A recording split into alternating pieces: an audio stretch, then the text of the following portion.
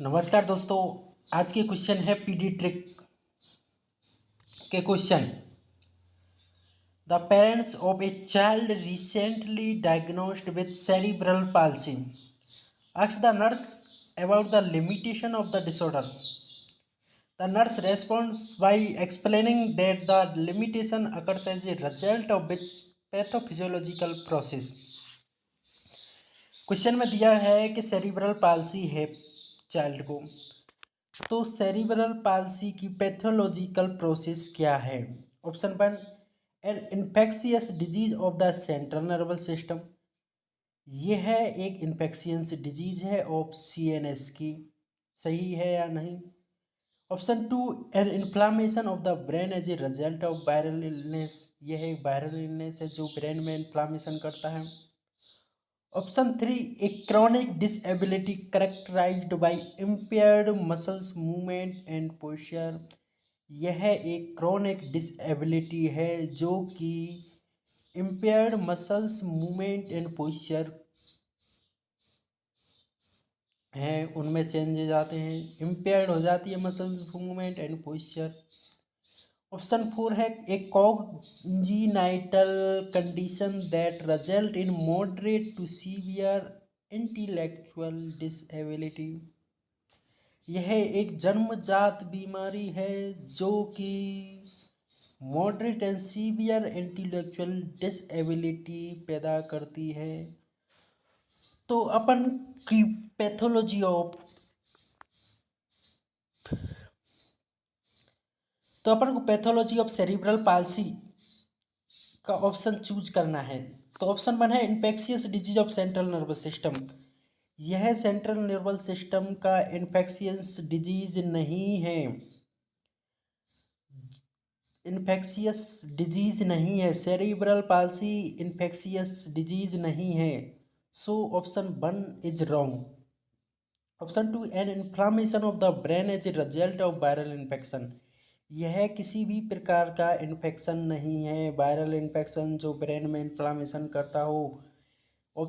तो ऑप्शन 2 भी रॉन्ग है। ऑप्शन 3 को छोड़ के ऑप्शन 4 पर चलते। एक congenital condition that result in moderate to severe intellectual disability. यह किसी प्रकार की जन्मजात नहीं है और ना ही इंटेलेक्चुअल डिसेबिलिटी को पैदा करती है। तो ऑप्शन 3 है एक जो सेरिब्रल पाल्सी है एक क्रॉनिक डिसेबिलिटी डिसऑर्डर है जो कि characterised by impaired muscles movement and posture होता है, जो उसको इम्पेयर्ड करती है। यह एक सेंट्रल पैरामेडिकल प्रेड्स में डिसेबिलिटी के कारण होता है। तो ऑप्शन 3 है जो कि राइट आंसर है। Next question, question number 33। The nurse notes documentation that a child is exhibiting an inability to flex the leg when the thigh is flexed anteriorly at the hip. Which condition does the nurse suspect? दो तो child है वो inability to flex leg को flex नहीं कर पा रहा है। When the thigh is flex, जबकि थाई जो कि है वो फ्लेक्स हो रही है एंटीरियरली एट द हिप से। Which condition does the nurse suspect? तो नर्स क्या सस्पेक्ट करेगी। Option 1 meningitis, option 2 spinal cord injury, option 3 intracranial bleeding, option 4 decreased cerebral blood flow. तो राइट आंसर है मेनिंजाइटिस। मेनिंजाइटिस के अंदर अपन को देखते हैं 2 sign, Kernig sign and producing C sign, जो कि सस्पेक्ट होते हैं मेनिंजाइटिस के अंदर। तो राइट आंसर है मेनिंजाइटिस। स्पाइनल कॉर्ड इंजरी नहीं है, ना ही इंट्राक्रेनियल ब्लीडिंग है और ना ही सेरिब्रल ब्लड फ्लो डिक्रीज हुआ है। सो राइट आंसर है option 1। Next question, question number 34। A month arrived at the emergency department with her 5-year-old child and stated that child fell off bunkward and head injury is suspected. The nurse checked the child airway status and assess the child for early and late sign of increased intracranial pressure. Which is the last sign of increased intracranial pressure? Intracranial pressure का late sign कौन सा है? Option 1 nausea, option 2 irritability, option 3 headache, option 4 bradycardia. तो option 1, option 2, option 3 is a early sign of ICP. Early sign of increase ICP है nausea, irritability, headache, जबकि option 4 is bradycardia is late sign of increase ICP. So right answer है option 4। Next question, question number 35। The nurse is assigned to care for an 8-year-old child with a diagnosis of basilar skull fracture. The nurse review the healthcare provider prescription and should contact the healthcare provider to question which prescriptions। जो कि child है वो है बेसिलार skull fracture से ग्रसित।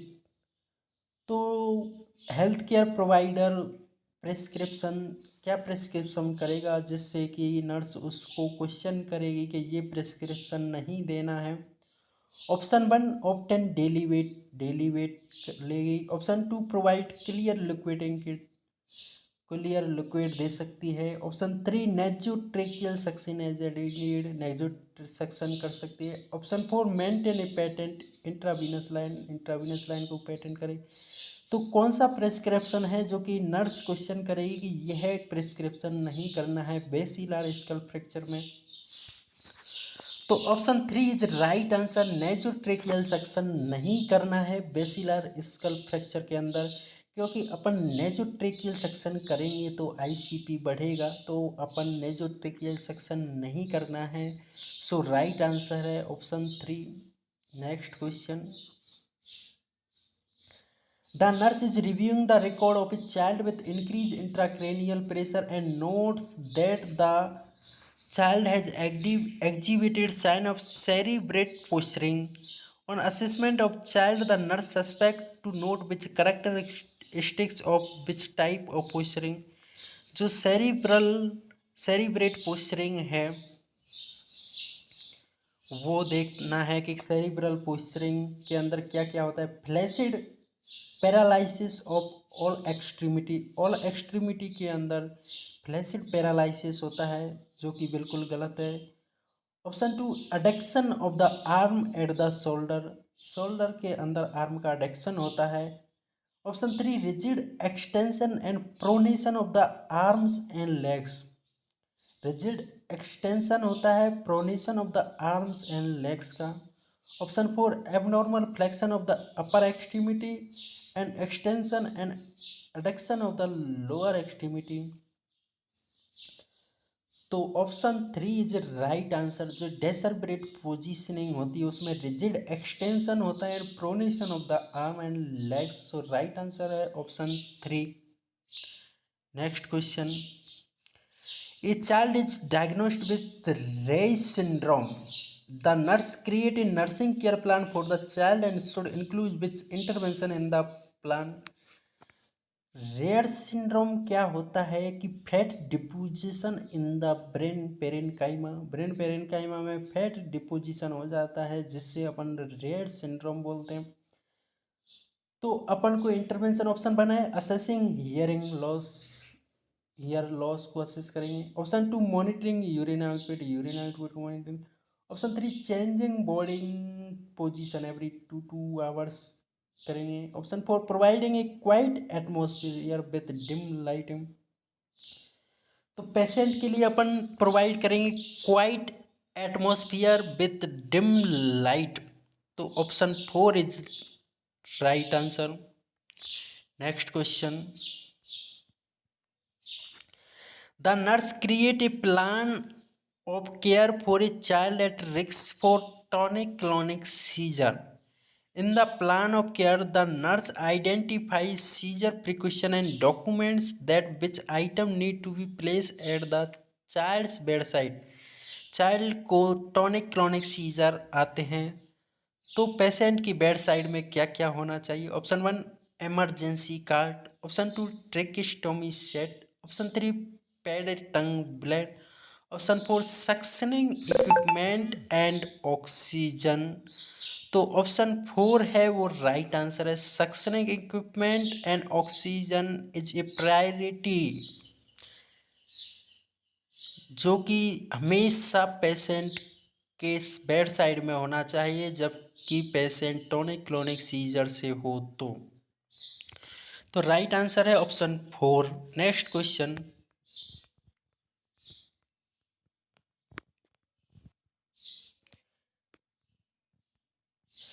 a lumbar puncture is performed and a child suspected to have bacterial meningitis and cerebral perfusion cerebro CSF is obtained for analysis. The nurse review the result of CSF analysis and determine that which would verify the diagnosis.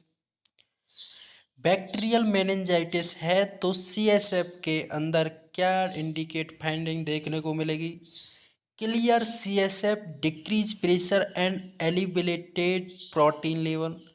Option 2, clear CSF, elevated protein and decrease glucose level. Option 3, cloudy CSF, elevated protein and decrease glucose level. Option 4, cloudy CSF, decrease protein and decrease glucose level. तो clear CSF तो इसमें बिल्कुल नहीं होगा, तो option 1 and 2 बिल्कुल गलत हैं। ऑप्शन 3 और 4 में से अपन को चूज करना है। तो CSF के अंदर इन्फेक्शन है तो CSF क्लाउडी कलर का हुआ, सही है। तो पेशेंट के अगर इन्फेक्शन है तो एलिवेटेड प्रोटीन, तो प्रोटीन है जो इम्यूनोग्लोबिन है वो क्या है कि अपना इम्यून सिस्टम एक्टिवेट होगा तो एलिवेटेड प्रोटीन होगा। तो ऑप्शन 4 के अंदर डिक्रीज प्रोटीन हो रहा है तो ऑप्शन 4 भी गलत है। तो राइट आंसर है ऑप्शन 3 जिसके अंदर होता है cloudy CSF, elevated protein and decrease glucose level in bacterial meningitis. So right answer है option 3। Next question, a nurse is planning care for a child with acute bacterial meningitis based on the mode of transmission of this infection. Which precautionary interventions should be included in the plan of care? Maintain enteric precaution, maintain neutropenic precaution, no precaution are required as long as the antibiotic has been started. Maintain respiratory isolation for at least 24 hours after the initiation of antibiotic. तो bacterial meningitis के अंदर अपन respiratory isolation करते हैं तो option 4 is right answer. Maintain respiratory isolation precaution for at least 24 hours after the initiation of antibiotic. So option 4 is right answer. Next question, an infant with diagnosis of hydrocephalus is scheduled for surgery which is priority intervention in the pre operative period. Hydrocephalus child की surgery करनी है तो उसका pre operative period की nursing priority क्या होगी? Test the urine for protein, protein test करेगी urine के अंदर। Reposition the infant frequently, provide stimulating environment, assess blood pressure every 15 minute. तो फर्स्ट प्रायोरिटी है reposition the infant frequently, frequently उनकी position change करेगी ताकि बेड सोर ना हो हाइड्रोसिपिलस इन्फेंट के अंदर। So option 2 is right answer. Thank you for watching.